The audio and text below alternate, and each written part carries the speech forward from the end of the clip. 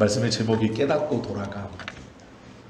룻기는 우리가 아는 것처럼 예수님의 족보에 기록되어 있는 룻이라는 이방 여자의 이야기를 기록해 놓은 그러한 성경입니다.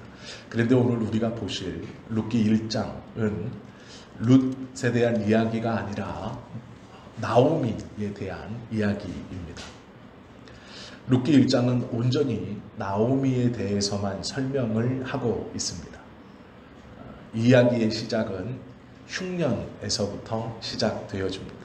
그런데 놀라운 것은 이 룻기의 이야기는 사사기와 하나님께서 이스라엘 백성들의 기도를 들으시고, 정확히 말하면 원망을 들으시고 그들의 뜻에 따라서 이스라엘 백성들도 주변의 다른 왕국들처럼 왕을 세워주시기 직전 그 사이에 벌어졌던 일입니다. 대략 예수님 오시기 1000년 전, BC 1000년 전에 일어났던 이야기 중 하나가 룻기에 기록된 이야기입니다. 이 룻기를 보시면 출발이 사사들이 치리하던 때에 그 땅에 흉년이 들었다, 이렇게 설명하고 있습니다. 사사들이 치리하던 때라는 것은 하나님의 말씀이 전무하고 뚜렷한 하나님의 선지자가 일어나지 않아서 사람들이 그들의 소견에 옳은 대로 행하던 때입니다. 무엇이냐면 자기가 가지고 있는 생각대로, 자기가 가지고 있는 신념대로, 자기가 생각하고 판단하는 것대로 삶을 살아가던 때, 그때가 사사들이 통치하던 때의 특징입니다. 사사들이 통치하던 이때에 나오미라는 한 여성이 남편을 쫓아 모압 땅으로 내려갔고, 그 땅에서 약 10여 년을 거주한 이후에 다시 자신의 고향 땅으로 돌아와서 펼쳐지는 이야기가 룻기입니다. 그 출발이 룻기 1장. 오늘 우리는 이 룻기 1장만을 좀 보려고 합니다. 룻기 1장만을 보면서 하나님이 나오미를 변화시키시고 깨닫게 하시고, 나오미가 결국 그 하나님의 의도로 다시 돌아감에 대해서 좀 보려고 합니다. 그래서 말씀의 제목이 깨닫고 돌아감입니다.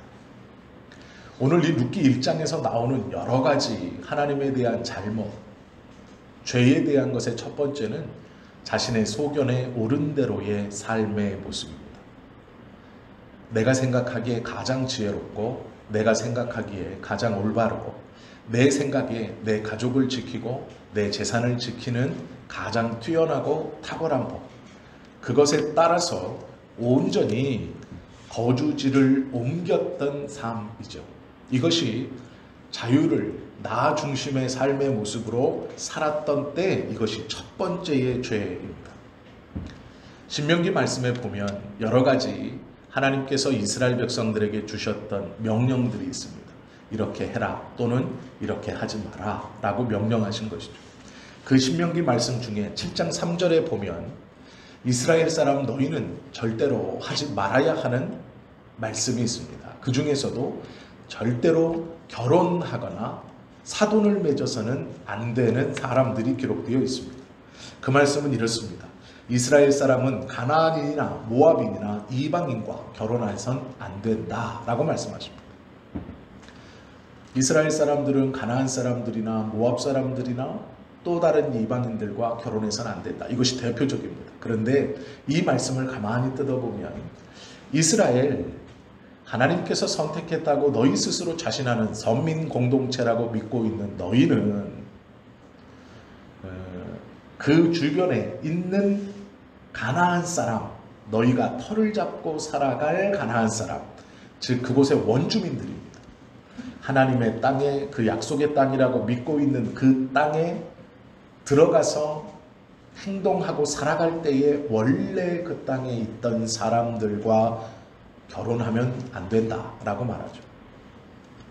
그리고 이방인, 그 땅에 살지 않지만 여호와 신앙을 아예 가지고 있지도 않고 알지도 못하는 이방인과 결혼하면 안 된다, 이렇게 말씀하십니다. 그리고 모압입니다.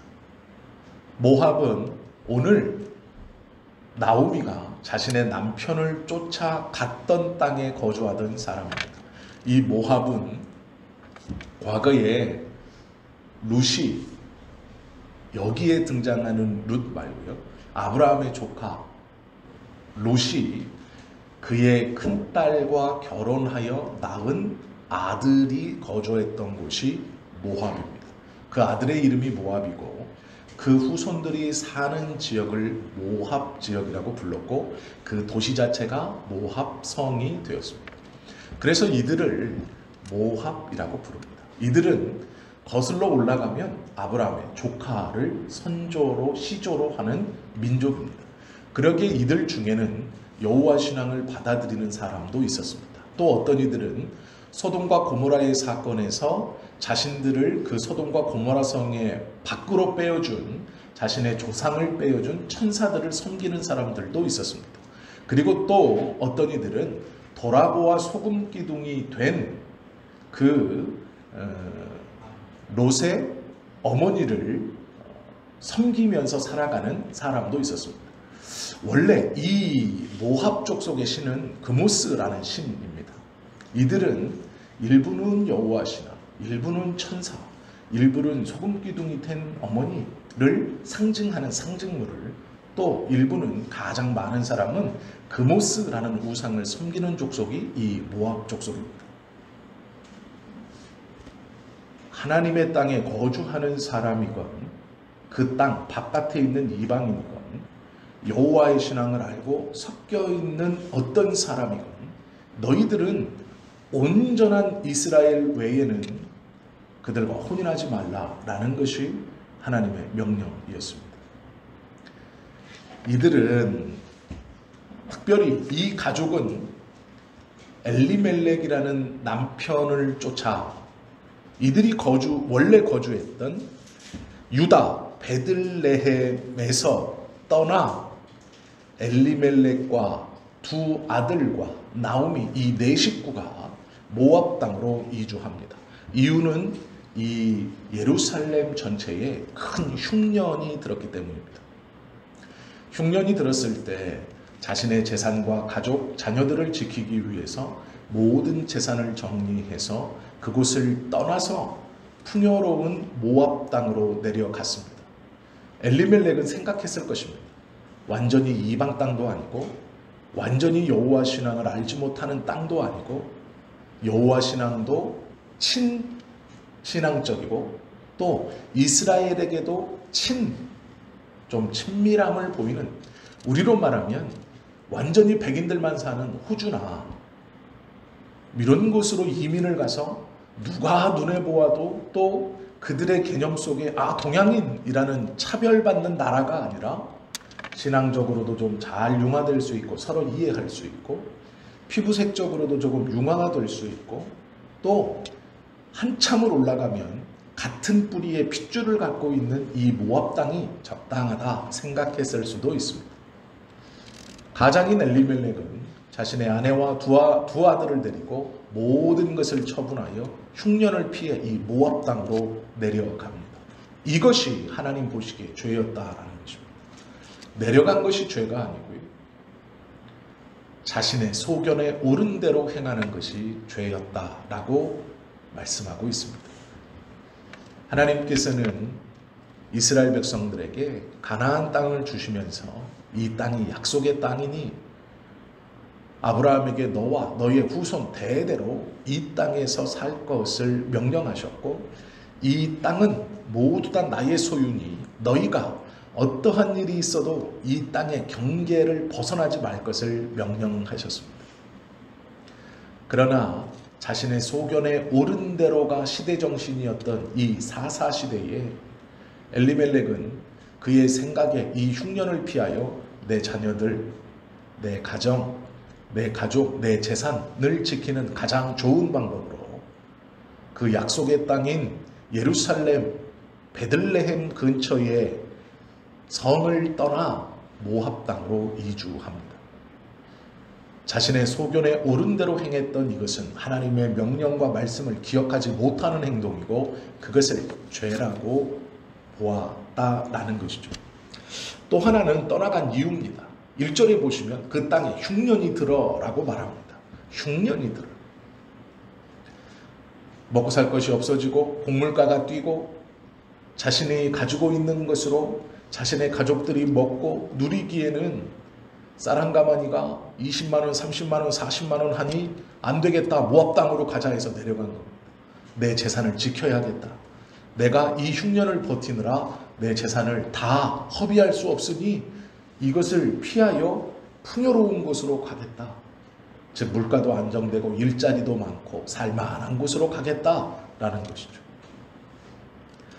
그 땅에 흉년이 드니라. 유대 베들레헴의 한 사람이 그 아내와 두 아들을 데리고 모압 지방으로 가서 기거했다라고 말합니다.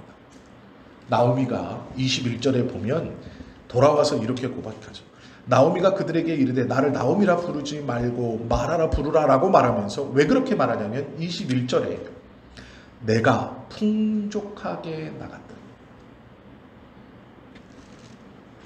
약속의 땅 예루살렘에 기거하던 이 가정에게 가뭄이 일었습니다. 이것은 이 사람들에게만 잘못된 것이 아니라 나라 전체에 가뭄이 들었습니다. 그런데 엘리멜렉이라는 한 사람은 생각했습니다. 이 가뭄을 버티면서 내 재산을 축내서 이곳에서 견디고 사느니 이 정도의 재산이면 모압 땅 그곳으로 가면 이 가뭄과 상관없이 이 흉년과 상관없이 풍족하게 살아갈 수 있고 또 그 땅에서 이 부를 계속 누리며 살 수 있다라고 생각해서 이전했습니다. 그들이 모든 것을 정리해서 약속의 땅인 베들레헴에서 모압으로 나갈 때 풍족했습니다. 먹을 것이 없어 기근과 가난으로 쫓기듯 내려간 것이 아니고요. 기근이 이뤄졌지만 그들은 그것을 버티고 있을 수 있는 충분한 재물이 있었습니다. 나오미는 내가 풍족하게 나갔다라고 말합니다. 넉넉하게 나간 것이죠. 큰 가뭄이 들어서 자신의 재산을 처분할 때도 그것이 넉넉했다라고 말하는 것입니다. 풍족함을 지키기 위해 가뭄 가운데 자신의 생각과 자신의 재산을 지키기 위해 약속의 땅을 떠나서 모압 땅으로 이주한 것이죠. 돈이라는 것은 상대적인 것이죠. 그것이 나쁘다 옳다 좋은 것이다 그 말이 아닙니다. 하나님께서 주신 그 땅, 하나님께서 주신 삶의 터전, 기도하면서 하나님과 함께 하던 그 땅에 거하던 이 예루살렘 이스라엘의 민족이 가뭄으로 인해서 자신이 생각하기에 내가 아비멜렉이 생각하기에 적어도 이 땅보다는 그 약속이나 우리 조상 대대로 누리고 받았던 그것보다는 내 생각 이것을 지키고 이 재산을 가지고 그 땅으로 가면 더 잘 살 수 있다라는 생각이죠. 그리하여 신앙도 비슷하고 이것도 인정받을 수 있고 예루살렘인이라고 차별하지 않는 모압 땅까지 내려오게 됩니다. 갈 때는 풍요로웠습니다. 그것이 두 번째의 모습입니다. 세 번째 문제는 우상 숭배가 있는 땅으로 갔다는 것이죠. 아비멜렉이 생각하기에 이 모압 땅은 여호와 신앙을 믿는 사람도 있었고 천사를 숭배하는 사람도 있었고 동상을 세워 뒤돌아본 소금기둥이 된 롯의 아내를 섬기는 그것을 형상화하여서 섬기는 사람들도 있었습니다. 그러나 그 땅엔 그모스 우상이 모든 모압의 약 80% 이상을 지배하던 땅입니다. 하나님께서 금하신 우상이 그 땅을 꽉 붙들고 있었던 것이 모압 땅입니다. 그 땅에 아무렇지 않게 들어갑니다. 앞에서 말씀드린 것처럼 에비멜렉은 생각했을 것입니다. 이 땅은 그나마 좀 괜찮다. 이 땅은 다른 곳보다는 그나마 좀 낫다. 여호와 신앙을 가지고 있는 사람도 있고 그것과 비슷한 천사들을 섬기는 사람도 있으니 다른 어떤 땅보다 이 땅이 그나마 좀 괜찮다라고 생각했습니다. 그리고 모압 여인들에게 자신의 두 아들들을 결혼시킵니다. 말론과 기럯이라는 두 아들이 있었고 그 아들을 모압 여성들과 결혼시킵니다. 그리고 그곳에서 행복하게 살 거라고 생각했습니다. 많은 돈을 가지고 내려왔고 자신들에게 호의적인 이 모압 땅에서 두 자녀들도 잘 결혼시켰고 그 며느리들도 오늘 본문을 가만히 읽어보시면 룻기 1장에 보면 결코 나쁘거나 못된 사람들이 아닙니다. 끝까지 시어머니와 함께 하겠다고 두 자신의 남편들이 죽었음에도 불구하고 두 며느리 다 시어머니와 눈물로 작별하고 관계를 아쉬워하는 것을 보게 됩니다. 이 며느리들도 괜찮았습니다. 아비멜렉이 느끼기에, 엘리멜렉이 느끼기에 이 삶은 참 괜찮은 삶입니다. 흉년의 영향도 받지 않고 종교적인 어떤 영향도 받지 않고 많은 재산을 잘 정리해서 안전하게 모압에 정착했고 그곳에서 살면서 두 며느리도 보았습니다. 그 며느리들의 성품도 참 괜찮은 여인들입니다. 그러나 문제는 시간이 얼마 지나지 않아 엘리멜렉이 죽습니다. 병으로 죽었습니다. 그리고 약 10년의 시간이 흘러 두 아들도 죽습니다. 덩그러니 남은 3명의 여인들은 이 모압 땅에서 어떻게 살까를 고민합니다.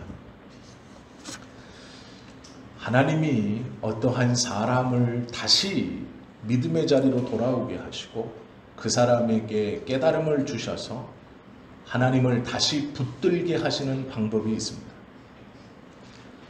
여러 가지 것이 있지만 첫 번째로 오늘 본문에 보시면 21절의 말씀처럼 내가 풍족하게 갔더니 이제는 빈손으로 왔다라고 말합니다. 즉 가지고 있는 것을 걷어가시는 징계입니다. 내 것만인 것 같았고 내 것일 것만 같았고 나에게 이것은 항상 있을 것만 같았던 무엇을 가져가신다라는 것이죠.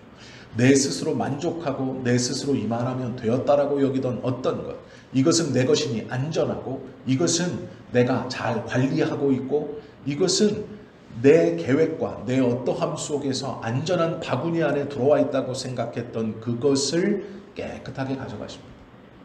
꼭 물질뿐만이 아닙니다.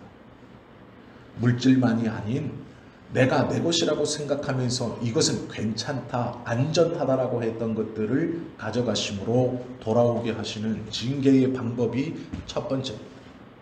내가 풍족하게 나갔거늘 나로 비어 돌아오게 하셨다. 아무것도 없이 내가 나갈 때는 그 모든 것들을 다 내 바구니 안에 넣고 풍요로운 삶을 자신하며 나갔지만 이제 비어 아무것도 없이 빈 바구니를 들고 돌아왔다라는 것이죠. 그리고 말하는 것을 여호와께서 나를 징벌하셨고 전능자가 나를 괴롭게 했다라고 말합니다. 가지고 있던 것을 다 놓치고 아무것도 없던 상태에서 나오미가 고향으로 돌아오며 하는 고백은 전능자 하나님이 나를 징벌하셨다라는 것입니다.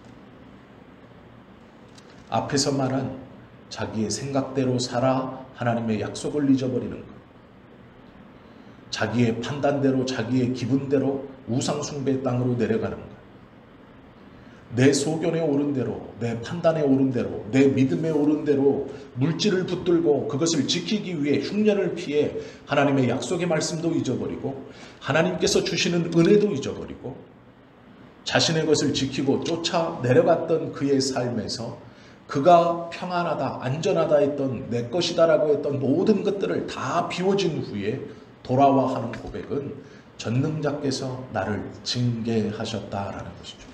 어떠한 행동에 대한 합당한 징벌입니다. 그렇게 표현하고 있습니다. 내 행동에 대한 합당한 벌이 나에게 임했다. 그러니 나를 나오미 기쁨이라고 부르지 마라. 나를 기쁨이라고 부르지 마라. 나를 마라라고 부르라라고 말합니다. 마라라는 것은 쓰다라는 뜻입니다. 고통의 끝자락이라는 뜻입니다. 그런데 놀라운 것은 이 나오미의 고백이 얼마나 깊은 고백이냐면 여러분들 나를 나오미라고 부르지 마십시오. 기쁨이라고 부르지 마십시오.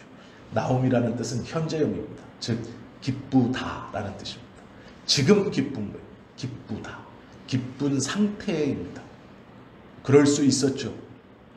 남편은 부요했고 또한 남편은 좋은 사람이었고 두 아들도 있어 이 나오미의 가정은 어디에 내놔도 하나도 남에게 뒤처질 것이 없는 가정이었습니다. 남편의 이름을 보면 엘리멜렉입니다. 이 이름은 귀족들이 사용하던 이름입니다.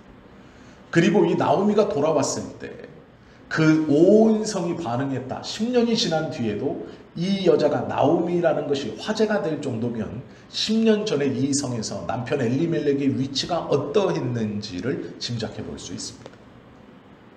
엘리멜렉이라는 이름은 왕은 아니지만 귀족들이 사용하던 단어가 들어가 있는 이름입니다. 나오미라는 이름도 기쁨이라는 이름입니다. 여인으로서 많은 여인들이 소유하는 이름은 아닙니다. 귀한 집에서 귀한 딸로 태어나서 남들 다 순이, 영이, 말자, 순자라고 지을 때 한자를 생각해서 신경 써서 지읍니다. 권윤혁처럼 말입니다. 다른 사람들은 막 지을 때 신경 써서 지은 거예요. 그게 나옴입니다. 기쁨. 그런데 그 기쁨이 과거형이나 미래형이 아니고 현재형입니다. 언제나 기쁘다. 이런 이름입니다. 그런데 이 나오미가 10년 뒤 모압에서 다시 자신의 땅으로 돌아와 고백하는 말이 놀랍습니다. 나를 지금 기쁘다. 나오미라고 부르지 마라. 여호와께서 나를 징계하셨거늘 나를 어찌하여 나오미 지금 기쁘다라고 부르느냐. 나를 말하라 하라. 쓴 것의 고통의 끝, 고통의 끝이라고 불러라 라는 것입니다. 이게 무엇이냐면 고통의 거의 좁아들어 여기 끝에 있는 겁니다. 고통이 끝나는 끝에 대롱대롱 매달려 있는 것이 마라라는 뜻입니다. 쓴 물, 곧 단물이 될 것인데 하나의 계기를 통해 이것이 단물로 변화하는 고통과 기쁨의 중간 지점, 그 끝에 딱 매달려 있다는 것이 마라라는 단어입니다. 이 단어는 나쁜 단어가 아닙니다. 지금은 고통스럽고 지금은 쓰고 지금은 어렵지만 이것이 끝물이다라는 것입니다. 제일 끝에 달려있다. 이게 마라입니다. 고통입니다. 쓰다라는 뜻입니다. 나오미는 지금 놀랍게 고백하는 것은 나를 지금 기쁨이라고 부르지 마라. 나는 지금 고통 가운데 있지만 이 고통의 끝에 붙어 있다라고 고백하는 것입니다. 왜요? 그가 기억한 것이 초월자이고 전능자입니다. 우리로 말하면 하나님이시기 때문입니다. 나로 풍족하게 나간 나로 아무것도 없이 빈 바구니로 돌아오게 하신 분이 하나님이시고 그 하나님이 나를 징계하셔서 지금 내가 고통에 있지만 이 고통이 계속될 것이 아니고 나는 지금 이 고통의 끝에 붙어 있다라는 것이죠. 이제 곧 이 고통이 끝난다는 고백이 나로 말하라고 해라 라는 고백입니다. 이것은 놀라운 고백입니다. 모든 것을 잃기 전에 이것을 고백했다면 너무 좋았겠지만 이 나오미는 모든 것을 겪은 후에 10년의 시간이 걸려 돌아와 이것을 고백하고 있습니다. 나는 고통의 끝에 붙어 있다.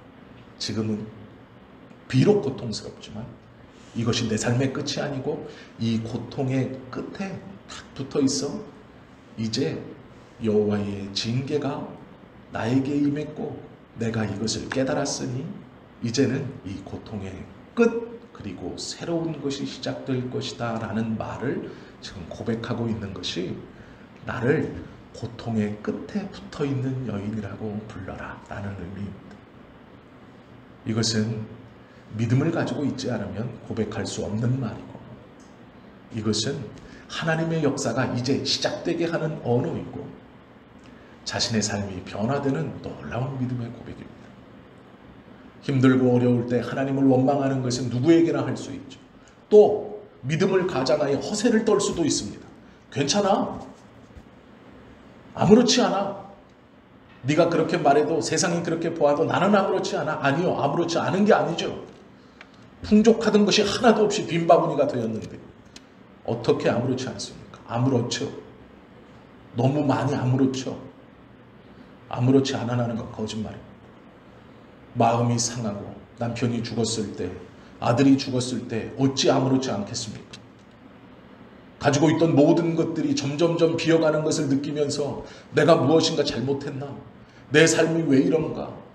결국 그러다 고향으로 돌아오며 자기가 살고 있던 베들레헴 한 구석을 보면서 여호와께서 나로 10년간을 헤매게 하시고 이제 빈손으로 아무것도 없이 나갈 때는 남편 큰 등을 바라보고 양손엔 금은 보화를 가득 짊어지고 큰아들 작은아들 손을 잡고 가뭄을 피해 당당하게 그래 더 잘 살아보자 하고 나갔던 내가 이제는 10년이라는 시간이 흘러 아무런 것도 없이 홀로 이방 여인 하나 데리고 들어온 이 삶이 어찌 아무렇지 않겠습니까?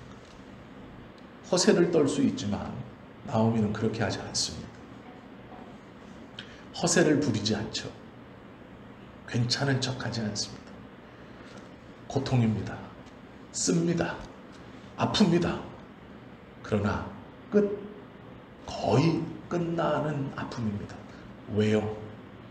내가 돌아왔고 약속의 땅으로 돌아왔고 이것이 하나님께서 나에게 내리신 징계라는 것을 내가 깨달았기 때문입니다. 라는 고백이에요. 이것이 믿음이고 하나님이 원하시는 돌아옴입니다. 우리가 우리의 삶을 바라보며 정신 바짝 차려야 할 이유입니다. 허세 부릴 필요도 없고 아니라고 부정할 필요도 없고 몸부림칠 필요가 없는 것이죠. 인정하고 그러나 끝물이다. 여호와께 내가 돌아왔고 그 약속을 붙들었고 기억해 내었고 여호와의 징계라는 그 삶의 모든 여정의 마지막의 고백이 이것이니 이제 끝이다 라는 것이죠. 곧 하나님의 역사가 새롭게 일어날 것이다 라는 말입니다. 그것이 말하라 하라 라는 그 한 단어 속에 들어가 있는 고백입니다. 그 고백으로 2장이 시작되는 겁니다. 하나님께서 때로는 갖고 있는 것을 다 내려놓게 하심으로 징계하시죠. 오늘 본문에 보시면 그 징계 중에 죽음이라는 것도 있습니다. 너무도 안타깝지만 3절과 5절에 보면 남편 엘리멜렉과 10년이 지나 말론과 기럨이라는 두 아들이 죽었다라고 표현합니다. 거기 거한 지 10년쯤 이렇게 말씀하죠. 4절에 보면 그들은 모압 여자 중에서 그들의 아내를 맞이하였는데 하나의 이름은 오르바요 하나의 이름은 룻이더라. 그들이 거기에 거주한 지 10년쯤에 말론과 기럨 두 사람이 다 죽고 그 여인은 두 아들과 남편의 뒤에 남았더라고 성경은 말씀하고 있죠. 히브리서 12장을 가만히 읽어보시면 하나님께서 그의 백성을 징계하는 이유가 있습니다. 성경은 그를 사랑하시기 때문에 징계한다고 말하고 하나님의 자녀이기 때문에 징계한다고 말하고 유익을 주기 위해 징계한다고 말합니다. 하나님이 나를 사랑하시는 것도 좋고 하나님의 백성이기에 징계당하는 것도 좋고 나에게 유익을 주기 위해 징계하시는 것도 좋지만 나오미와 같이 남편을 걷어가시고 자녀를 걷어가시는 것은 용납하거나 생각할 수 없는 아픔과 고통일 것입니다. 다 용납되고 다 수용되지만 하나님께서 어쩌면 사용하셨던 나오미에게 사용하셨던 이 방법은 너무도 가슴 아프고 처절한 고백입니다. 그러나 마음 아프지만 룻기를 가만히 읽어보시면 이 나오미에게 아들은 아니지만 아들의 역할을 대신할 수 있는 사위를 주시고 또 그 사위를 통해 귀한 후대를 주시고 그 후대의 뿌리에서 다윗이 나고 그 뿌리에서 예수 그리스도가 태어나십니다. 하나님께서 때로는 죽음을 이용하시며 돌아올 수 있는 그러한 것을 우리에게 허락하시고 마음 아프고 힘이 들지만 그것을 붙들고 이겨냈을 때 하나님은 참으로 놀라운 일을 행하신다는 것을 기억할 수 있어야 합니다. 종교개혁자 마틴 루터가 이렇게 말했습니다. 가장 좋은 책은 서재에 꽂혀있는 고통이라는 책이다. 하나님을 알고 하나님께 돌아오고 하나님을 붙들 수 있는 가장 좋은 책은 고통이라는 책이다 라고 루터는 이야기했습니다. 헨리 나우에는 하나님께서 우리에게 심판을 주시고 징계를 주시는 것은 하나님의 선하심, 하나님의 능력, 하나님의 지혜, 하나님의 고귀하심을 깨닫게 하기 위해서이다 라고 말합니다. 범인은 이해할 수 없습니다. 저도 이해가 되지 않습니다. 왜 그걸 고통으로 하셔야 하는지, 왜 그걸 비움으로 하셔야 하는지, 왜 그걸 본문처럼 죽음으로 하셔야 하는지 이해할 수 없습니다. 그러나 믿음의 깊음에 있는 신앙의 선진들은 그렇게 이야기하고 있습니다. 그것이 하나님이 너를 사랑하기 때문에, 네가 하나님의 백성이기 때문에, 너의 유익을 위해서라고 성경은 말씀하고 있다는 것이죠. 호세아 4장 14절은 말합니다. 깨닫지 못하는 백성은 망하느니라. 나오미는 13절의 고백처럼 깨달아 고백합니다. 여호와께서 나로 비어 돌아오게 하셨느니라. 여호와께서 나를 징벌로 하셨고 전능자가 나를 괴롭게 하셨느니라. 깨닫는 것이 성숙한 것입니다. 아프지만 성숙한 것입니다. 말씀이 깨달아지는 사람이 신앙이 자란 성도입니다. 이해하지 못했던 것이 하나님의 말씀으로 이해가 되고 소화가 되고 그것이 결국 하나님의 은혜였고 나를 붙드시는 방법이었고 하나님의 계획이었다라고 고백하는 것이 성숙한 성도입니다.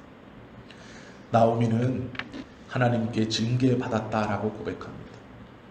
그 출발은 자신의 죄가 원인이라고 고백합니다. 그러기에 징계라는 말을 사용합니다.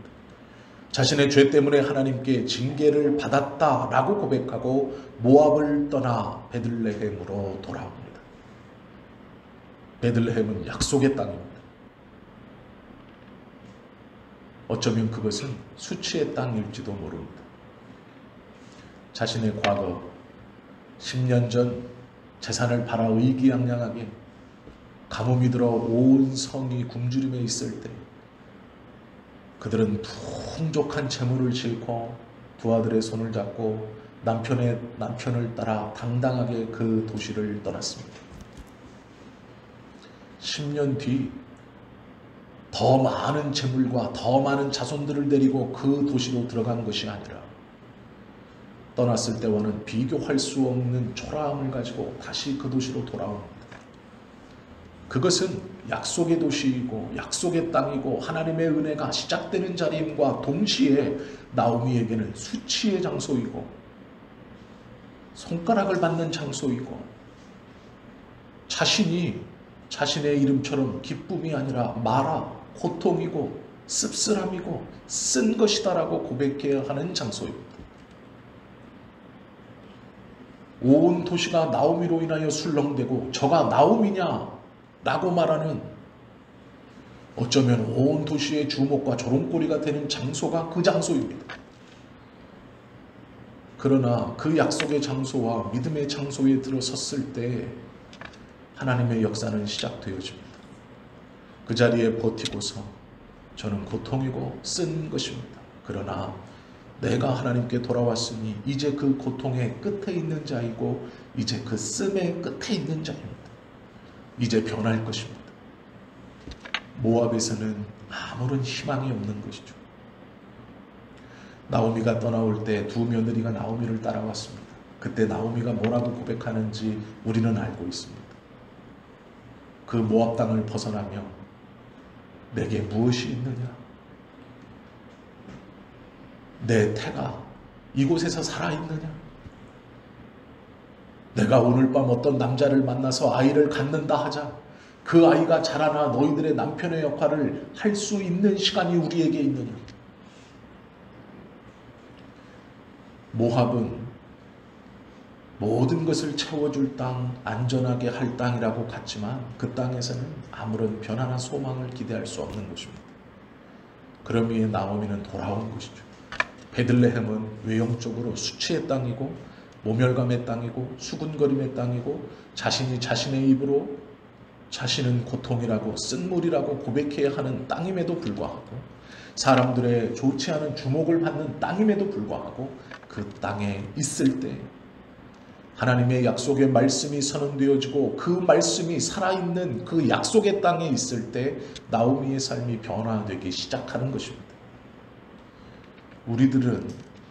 우리들의 생각과 체면, 내 어떠함으로 하나님의 약속이 있고 말씀이 있고 하나님께서 우리에게 주신 그곳을 떠나서는 안 됩니다. 떠나서 외면하면 쉽죠. 그러나 척박한 그곳, 눈초리가 있는 그곳에서 믿음으로 설 때 그곳은 변화의 땅이 될 것이고 하나님의 약속이 이제 우리의 삶에 일어나는 곳이 될 것입니다. 성지교회가 그러한 곳입니다. 이곳이 그러한 곳입니다. 하나님께서 불러주신 또 우리가 있는 이곳이 그 땅입니다. 이것을 믿음으로 고백할 때 하나님의 역사가 일어나는 것입니다. 나오미는 알고 있습니다. 하나님의 징계였다라는 것을 말합니다. 알고 실천합니다. 그 땅에 돌아옵니다. 아무것도 가지지 않았지만 아무것도 가지지 못했지만 그 땅으로 다시 돌아오고 실천합니다. 그것이 중요합니다. 우리가 하나님의 말씀을 깨닫고 우리의 허물을 깨닫고 하나님께서 우리에게 주시는 은혜를 깨닫고 내 생각이 아닌 하나님의 말씀과 하나님의 뜻대로 살아가기로 마음먹었다면 실천해야 합니다.